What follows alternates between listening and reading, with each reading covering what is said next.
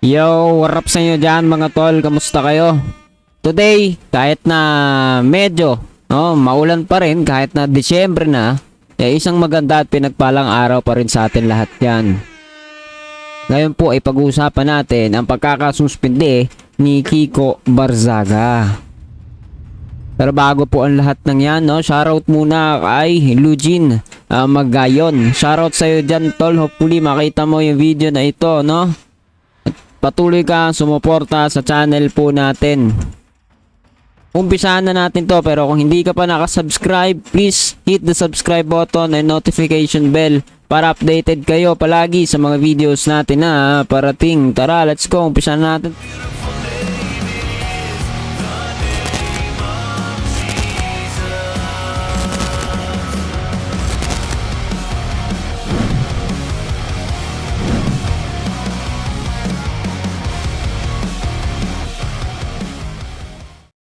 So yun na nga mga tol, medyo malakas lang ulan dito sa lugar dito, sa inyo ba? Umuulan ba? Umuulan na rin ba ulit? Dahil kahit parang hindi tag-ulan, mukhang nagpapatuloy po yung mga pag-ulan-ulan sa iba't ibang panig ng bansa natin. Gayon pa man, mga tol, yung politika, yung init ng usapin sa politika, hindi napapalamig ng pag-ulan, Kaya patuloy po na tayo ay ipapakita ko po sa inyo yung ating mga komento, opinion dito sa bagay po ng pangyayari na ito, kasi sinuspinde ng kamera ng 6 na pong araw si Barzaga, ano kaya ang reaksyon ng mga DDS diyan? Ano kaya pong reaksyon ng marami? Iba pro China, may ganito ganyan, pero sa channel natin lagi po natin sinasabi na maging gitna po tayo, neutral lamang para matimbang natin kung ano yung tama at mali, Kasi pag nasa kanan ka na o nasa kaliwa ka na kagad, paano mo patitimbangin yung bagay, Magiging bias ka na. Pero sa oras na ito, gusto ko habang pinapanood natin yung balita, tignan po nating maigi kung ano yung mga punto dito sa mga usapin dito. Hindi man natin madiscuss ang lahat, open po yung comment section dyan. At kagaya po nung sinoutout natin, na si Lugin Magayon, shoutout ulit sa'yo, nawa maging respectful po kayo dyan sa comment section po natin.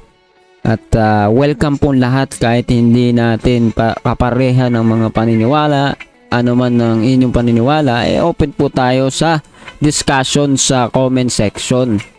Kaya tuloy-tuloy po natin yung pag-uusap matapos man yung video na ito dyan sa comment section. Anyway, sumpisahan na nga natin. Panoorin po natin. Let's go. Araw sinuspinde si Cavite 4th District Representative Kiko Barzaga dahil sa kanyang controversial na social media post. Inutusan din si Barzaga ng Kamara na burahin ang mga naturang post sa loob ng 24 oras. Ang sagot ni Barzaga sa kanyang suspensyon sa unang balita ni Darlene Kai. Kayo po na nakaupo, subukan nyo namang tumayo at baka mamyaw-meow-meow. Good afternoon. Good afternoon, Kiko. Kumusta na yung kaso ni Tito Romualdez mo? Yung ano pala? Oh, ayaw sumagot. Ayaw sumagot, natatakot. Huwag ganyan, boss. Huwag ganyan. Nagalit na si Rep Garin. Naging kontrobersyal si Cavite 4th District Representative Kiko Barzaga sa mga video na ito na siya mismo ang nag-post sa kanyang social media pages. Mga post din ni Barzaga ang basehan ng committee report ng House Ethics Committee na pinagtibay kahapon sa plenaryo. Inirekomenda ng komite na suspindihin si Barzaga dahil sa ilang social media post niya na umano'y malaswa, nakababasto sa ibang opisyal ng gobyerno at nagsusulong ng pagkakawatak-watak. 249 ang bumoto pabor, 5 ang hindi, 11 ang nag-abstain. Dahil dito, 6 na pong araw suspendido si Barzaga dahil sa umano'y disorderly conduct o asal na hindi katanggap-tanggap para sa isang miyembro ng House of Representatives. Recommends the imposition of the penalty of 60 days suspension from office without the benefit of salaries and allowances. His actions reflected negatively upon the dignity, integrity, and reputation of the House of Representatives. Consequently, the committee finds respondent Representative Kiko Barzaga of the 4th District of Cavite guilty of disorderly behavior.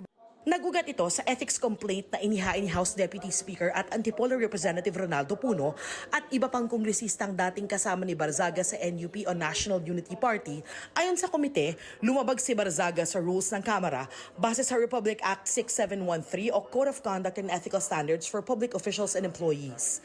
Binigyan daw ng komite si Barzaga ng sapat na pagkakataong tumugon at ipagtanggol ang kanyang sarili sa mga pagdinig ng komite. Pero ayaw nilang makipagtulungan ni Barzaga. Hindi sumipot si Barzaga sa unang pagdinig ng komite dahil abala raw siya sa paglalaro ng video games noong gabi bago ang pagdinig. Bago pagbotohan ng committee report sa plenaryo, nagbigay ng pahayag si Barzaga.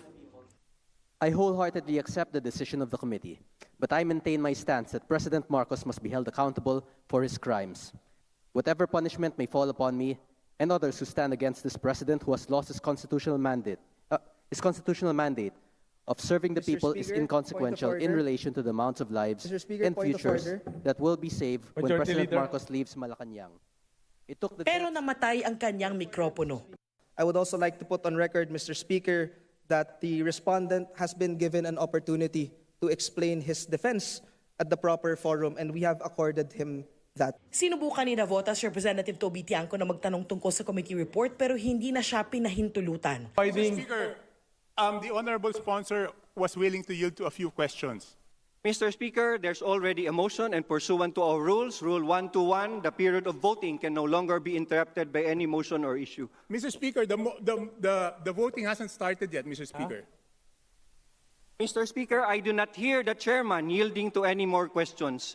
After the 27 pages of the committee report, Mr. Speaker, Honorable Chanco, let's allow the members to decide on a question of discipline. If they agree, they will vote yes. If they do not agree, they will vote no. So let's hear the members and call the roll of members. Pagkatapos ng botohan, ipinaliwanag ng ilang kongresistang bumoto ng hindi pabor sa committee report ang kanilang boto. Ang boto ko ay no, hindi dahil perpekto si Congressman Barzaga, pero dahil questionable para sa akin na minadali natin itong desisyon, hapon lang natin nakuha ang committee report na ito. Hindi po sa pamamagitan ng aksyong ginawa natin kay Representative Barzaga, mababawi ang kredibilidad ng ating institusyon. What we need is to bring the public's trust back in this House, and this representation firmly believe that this move will not help us to move in that direction. Habang suspendido, walang sweldo o allowance si Barzaga. Patuloy namin kinukunan ng pahayag ang sinuspending kongresista. Bukod sa 60-day suspension, binalaan din si Barzaga na ang pag-ulit sa kaparehong asal ay magre-resulta sa mas matinding parusa. Inutusan din siya ng komite na burahin ang mga inireklamong social media posts sa loob ng 24 oras. Ito ang unang balita. Darlene Kai para sa GMA Integrated News. So ayan mga tol, no? Nakita naman po natin ang pagkakasuspinde ni Kiko Barzaga ng 60 araw. At yan po ay nangangahulugan, no? Kung di po ako nagkakamali, wala po siyang sahod, wala siyang benepisyo or benefits sa kanyang trabaho, etc. Pero ang pag-uusapan po natin bago tayo tuluyang magpaalam sa video na ito, ano ba yung magiging titignan po natin dito? Tama ba ito? Nararapat? No? Para sa akin, kung titignan po natin, sabihin man natin to be fair, sabihin na natin merong pinaglalaban talaga si Kiko Barzaga. At sabihin na natin tama siya. 'Di ba?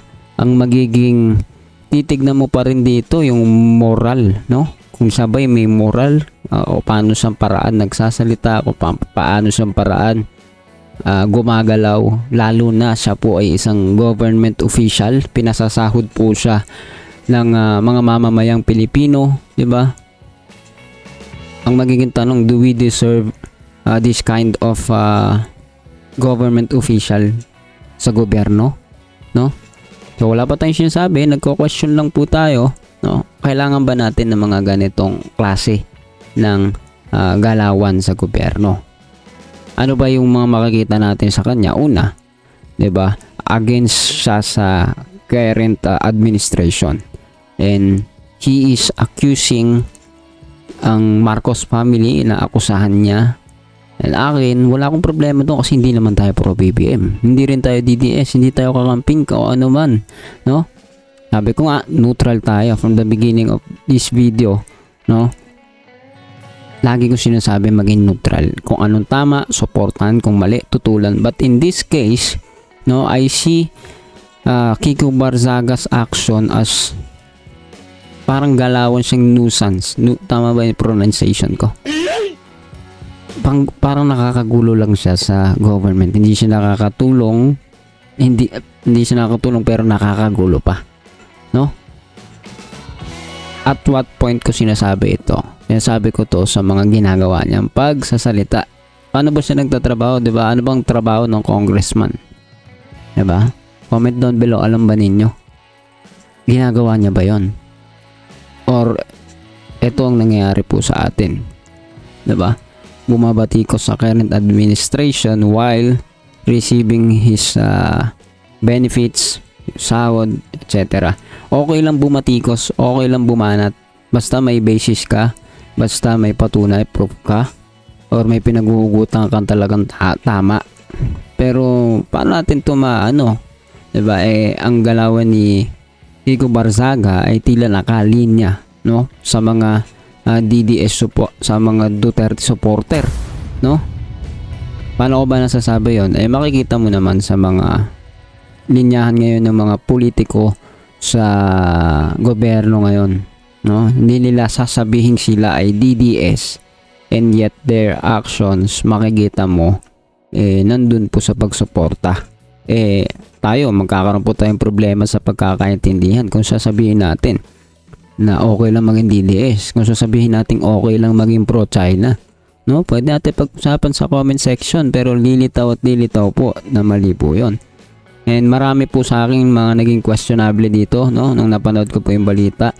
Dati okay sa akin tong no? Tong yung Tiangco, no? Si Tiangco ba? Tama ba to si Tiangco? Hindi ko naman siya kilala talaga personally pero based sa mga balita, sa mga nakikitang informasyon sa kanya, informasyon, no? Ay against sa corruption, etc. Wala akong nakikitang ano dun Pero ngayon parang tila pinagtanggol niya dito si Kiko Barzaga. The same thing with Leandro Leviste, no? Ang ano naman niya, siguro nga iniisip lang din niya baka masyadong minadali. Pero sa akin, as long as it is legal, paano mo sasabihin na minadali? Meron bang rules na bagalan? Meron bang rules na dapat ganito tatagal yung kaso? No, kung napagkasunduan ng lahat ng kapulungan ng mga tao sa gobyerno, 'di ba? At yan po ay legal, technically, hindi siya mate-technical na mali. 'Di ba? Hindi yun questionable sa akin kung yun lang yung sasabihin ni Leandro Leviste. Sa akin okay lang. Legal naman yung proseso, 'di ba? Isa pa, 'di ba? Ito rin, no? Si namuto ko yung pangalan nito. Yung vlogger na linya ngayon dito sa gumagawa ng vlog to, 'di ba? Institusyon. Si Elisan Fernando, no? Napasok sa politika, okay po yung ginagawa niya, pinaglalaban niya, etc. Pero 'di ba? Bakit ganyan kayo, guys? 'Di ba? Bakit hindi niyo makita na merong mga urgent na bagay? Kasi magkakaroon ng kaguluhan lalo sa katulad po ng ginagawa nito ni Kiko Barzaga. Sa correction lang, no? Hindi po yata siya congressman. Congressman ba siya? O representative, mo Cavite 4th District Representative. So anyway, hindi tayo maalam dun sa mga posisyon sa gobyerno. Pero ano man yun, isa po siyang government official and ito po yung ginagawa niya, kayo po na nakaupo. While nakaupo din siya.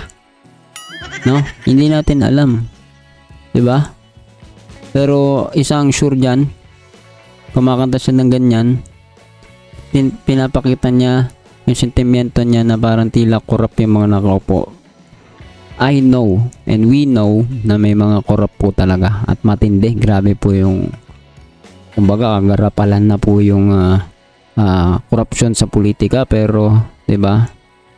Naniniwala pa rin tayo na may mga matitino po diyan nagtatrabaho ng tapat. 'Di ba? Hindi natin isinasara 'yon at ang gobyerno itatag ng Diyos. Ginagalang po natin, may respeto pa rin tayo sa mga tao na naririyan, kahit sino po sila. Against tayo pag may mga mali, pero pag tama, sumusuporta tayo. And napakaganda po kung morally right yung ginagawa natin, may respeto, nagsiservisyo ka sa mga tao, hindi highlight ng sarili mo, maging professional, sumunod sa mga rules, legality and law. 'Di ba? Lahat po yan nakita ko na tila nilalakaran ni Kiko Barzaga ay paglabag sa mga yan. No, ikaw, anong masasabi mo? Dapat ba ang ginawa sa kanyang 60 days na suspension or not? Comment down below, pag-usapan natin yan sa comment section.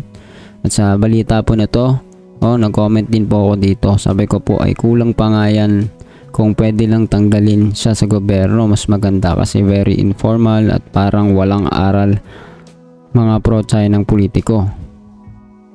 So, yung comment po natin dyan ay more on general, no? Itong mga pro-China ng politiko. Sa kanya, pagdating sa kanya, makikita po natin very informal para sa kanya po yan, no? Hindi siya professional gumalaw para siyang bata doon sa gobyerno. And marami makikita siya, and isa na po ako doon, makikita siya as nakalinya sa mga pro-China, mga DDS, etc. No, yan po yung aking opinion dyan. Comment down below ano mo sasabi mo, patuloy natin pag-usapan sa comment section, and please do not forget to hit the subscribe button and notification bell para updated ka palagi sa mga videos natin parating. See ya ulit sa susunod na video.